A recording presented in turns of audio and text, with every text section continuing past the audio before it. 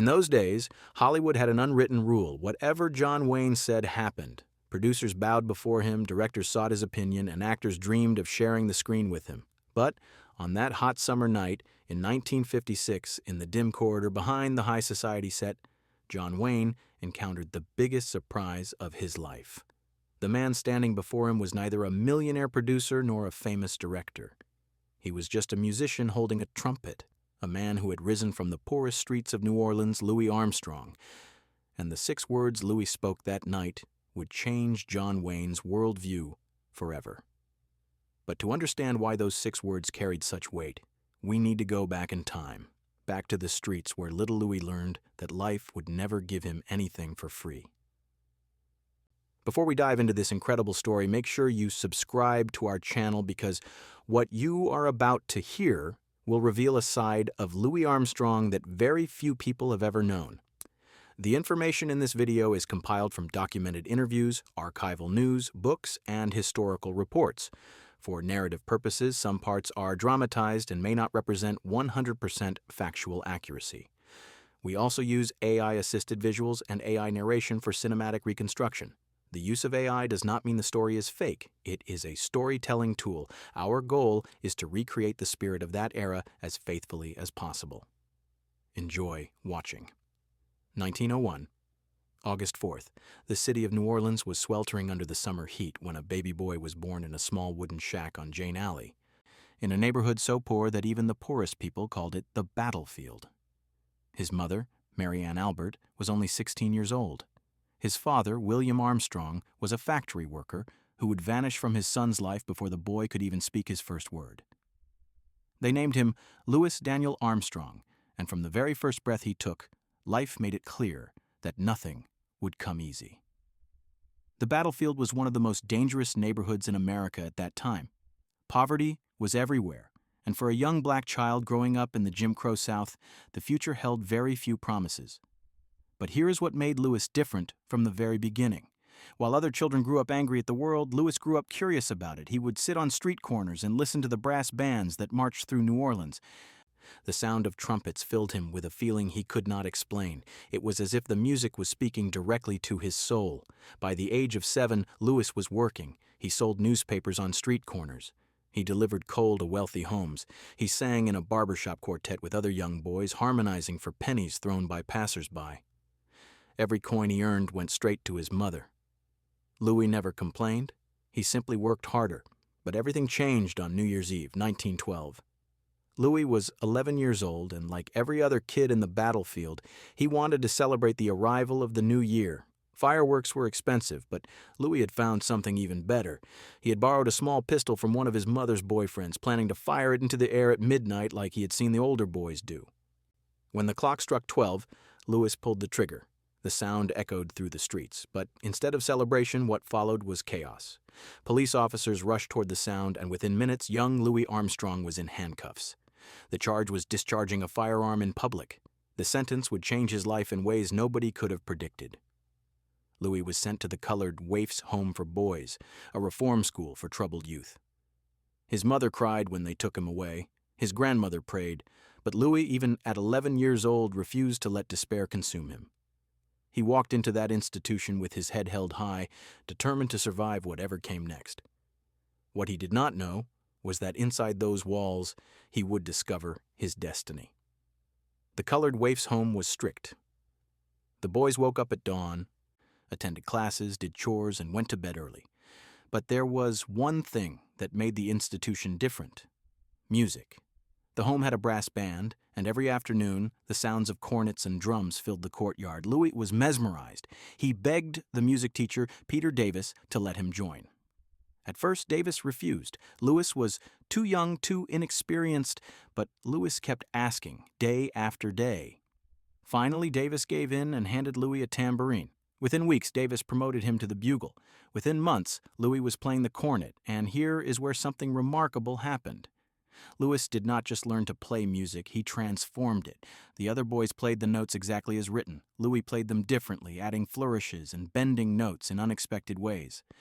Peter Davis pulled Louis aside one day and said something the boy would never forget. "You have a gift, son. Do not ever let anyone take it from you. By the time Louis was released in 1914, he was no longer just a poor kid from the battlefield. He was a musician with a dream that seemed impossible: to make a living playing music. Now let me ask you something. Have you ever had someone believe in you when nobody else did? For Louis Armstrong, that person was a man named Joe King Oliver. King Oliver was already a legend in New Orleans. He was the finest cornet player in the city. When Oliver first heard young Louis play at a local honky-tonk, he knew immediately that this kid was special. He took Louis under his wing and taught him everything he knew about music and performance boroughs, but Oliver did something even more important. He taught Louis that talent without humility was worthless. He taught him that no matter how famous you became, you should never forget where you came from. In 1919, King Oliver received an offer to lead his own band in Chicago. Before he left New Orleans, he did something that shocked everyone. He recommended Louis Armstrong to take his place as the lead cornet player at one of the city's most prestigious venues. Louis was only 18 years old. Oliver was passing the torch to the next generation. If you are enjoying this story so far, please take a moment to hit that like button and subscribe. It really helps us bring more incredible stories like this one to you. The 1920s were about to become the most important decade in Louis Armstrong's life. In 1922, he received a telegram from King Oliver in Chicago. Oliver wanted Louis to join his Creole jazz band. Louis did not hesitate. He packed his bags and boarded a train heading north. Chicago in the 20s was a city on fire with creativity. Jazz was everywhere, and Louis Armstrong was about to pour gasoline on that fire. He joined Oliver's band and immediately became the star, not because he tried to outshine his mentor, but because his talent was simply undeniable. But here is what truly set Louis apart: his voice. One night during a recording session in 1926, Louis dropped the sheet music he was supposed to sing from. Rather than stop the recording, he improvised, singing nonsense syllables in rhythm with the music. The technique would later be called scat singing, and Louis Armstrong had just invented it by accident. By the end of the 1920s, Louis Armstrong had become the most famous jazz musician in the world. His recordings sold hundreds of thousands of copies. He had gone from a shoeless boy on the streets of New Orleans to an international superstar, and yet, despite all the fame, Louis never changed. He remained the same humble, kind-hearted man he had always been. What do you think was the hardest challenge Louis faced in his career? Leave your thoughts in the comments below. In the early 1950s, Hollywood came calling. Louis had appeared in several films before, but they were mostly small roles. Then came an offer that would change everything: a major role in High Society, starring Bing Crosby, Grace Kelly, and Frank Sinatra. High Society was one of the most anticipated films of 1956. When Louis arrived on set, he was 55 years old. His hair had turned gray, but his smile was as bright as ever. The cast immediately fell in love with him. Bing Crosby welcomed him like a brother. Grace Kelly was starstruck in his presence. Frank Sinatra spent hours listening to Louis tell stories about the old days, but there was one person on set who had not yet met Louis Armstrong, a man known for his toughness and uncompromising standards. That man was John Wayne. John Wayne was not officially part of the High Society cast. He was visiting the set to meet with the film's director about a future project. But when he heard that Louis Armstrong was filming on the adjacent soundstage, he decided to stay and watch.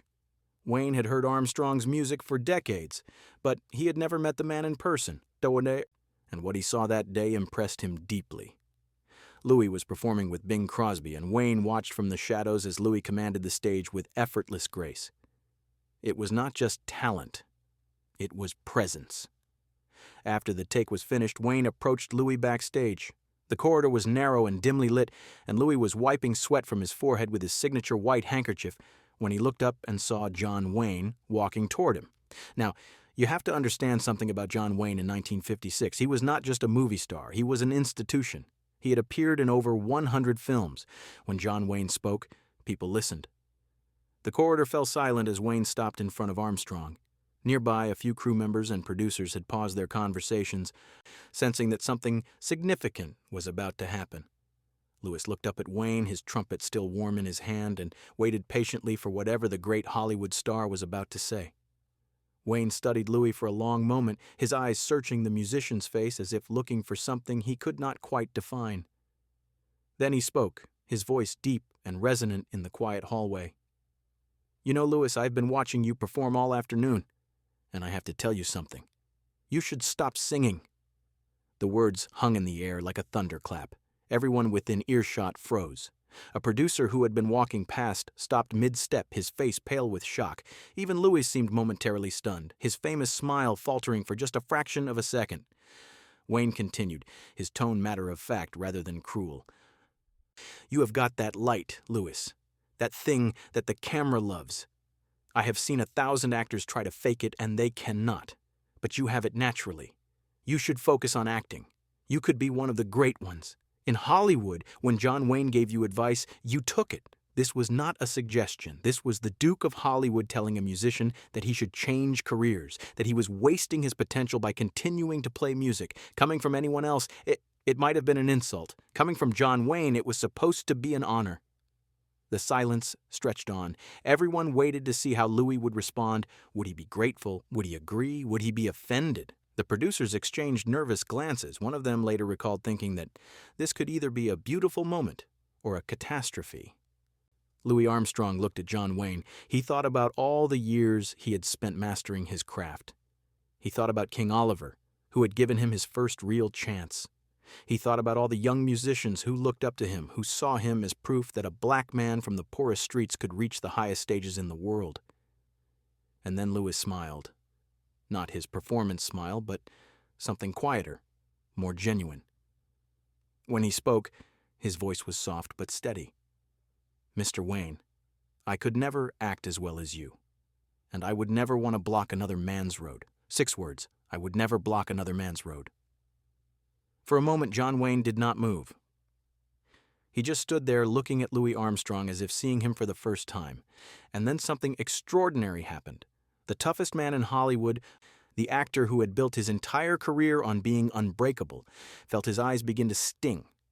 Wayne understood exactly what Louis was saying. In an industry built on competition and backstabbing, where people would do anything to get ahead, Louis Armstrong was refusing to take another man's place. He was saying that success meant nothing if it came at someone else's expense. He was saying that his music was not just a career. It was a calling, a responsibility to all those who came before him and all those who would come after. Wayne reached out and placed his hand on Louis's shoulder. His voice, when he finally spoke, was thick with emotion. "That is why you are a legend, Louis. You do not just play music, you play life with grace." The producers who witnessed the exchange would later describe it as one of the most moving moments they had ever seen in Hollywood. John Wayne, the man who never cried on screen unless the script demanded it, had tears rolling down his cheeks in a dimly lit corridor because a trumpet player from New Orleans had taught him something about dignity that all his years in the movie business never had. That night, word of the encounter spread through Hollywood like wildfire. By the next morning, every studio executive, every director, every actor knew the story. Louis Armstrong's response became legendary not just for its humility, but for the way it exposed the hollowness of Hollywood's competitive culture. John Wayne and Louis Armstrong became unexpected friends after that night. Wayne attended Louis concerts whenever he could.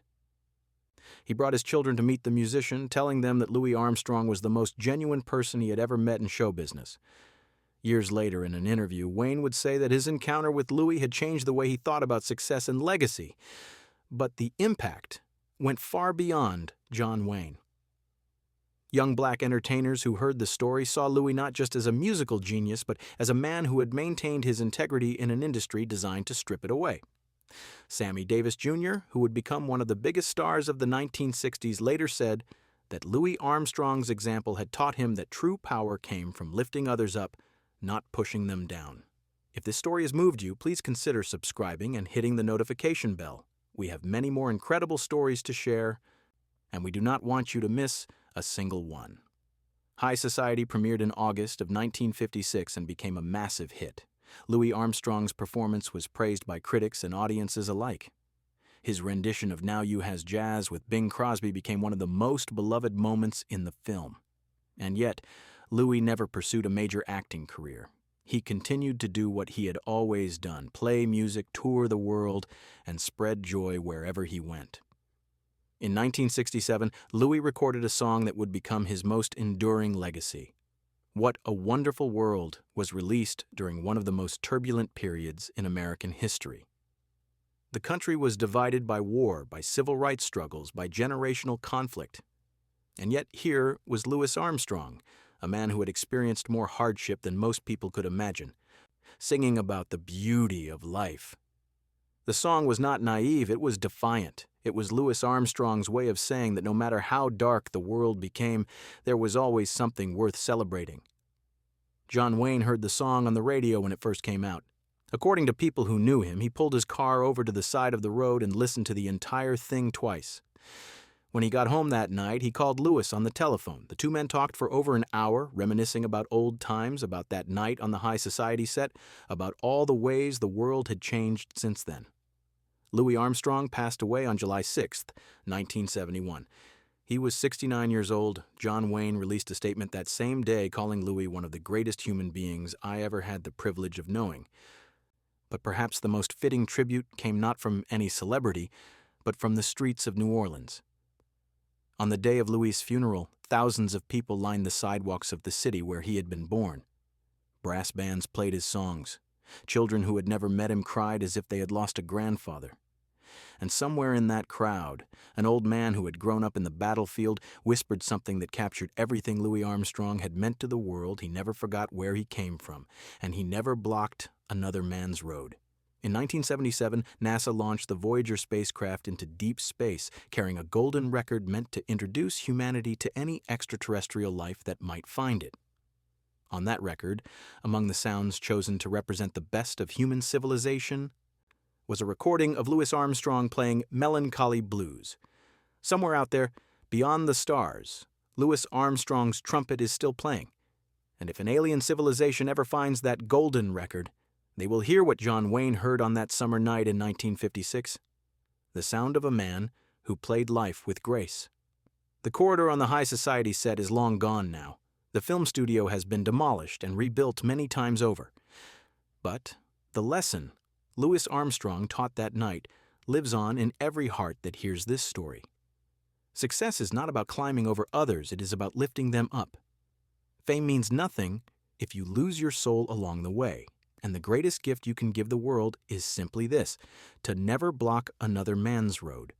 Thank you for watching. If this story touched your heart, please share it with someone who needs to hear it. And remember, in a world that often rewards selfishness, the true legends are those who choose kindness. Until next time.